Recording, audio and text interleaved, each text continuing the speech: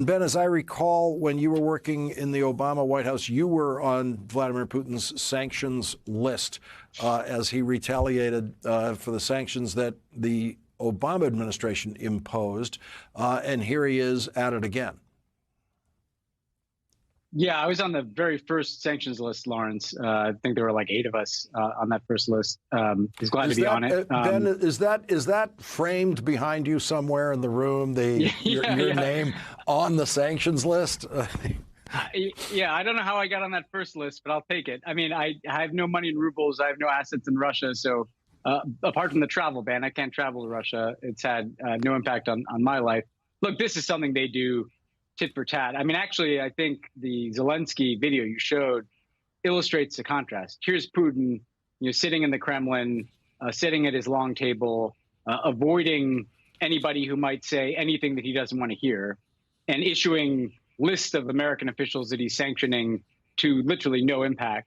And here's Zelensky going, let's be clear, like, this is dangerous where he's going. Like, basically, the civilian populations have been evacuated from these places. He's where the fighting is most intense. And, I think when Putin does these kind of petulant moves, this rhetoric that he can't back up, or these sanctions lists, he just kind of illustrates how much like he's not at the center of what Zelensky's at the center of, which is an actually legitimate fight for a country's future, and one that has inspired people not just in Ukraine, but around the world. What is it like for Vladimir Putin when he sees that imagery, that news video of Zelensky right there, literally in the trenches on the front lines? And does Putin understand the impact that has worldwide? Yeah, I think, Putin, by all accounts, and this was certainly the case when we were in government, he believes some of his own rhetoric and propaganda and what's proved to be disinformation about Ukraine. That this was a weak, brittle country that would fold in the face of a Russian attack, that actually a bulk of the Ukrainian people would like to be a part of Russia.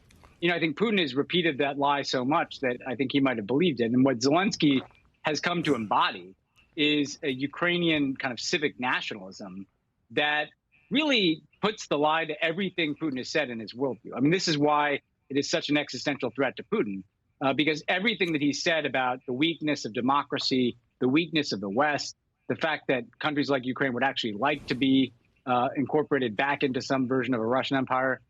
Every time we see Zelensky doing this, it shows that Putin's a liar.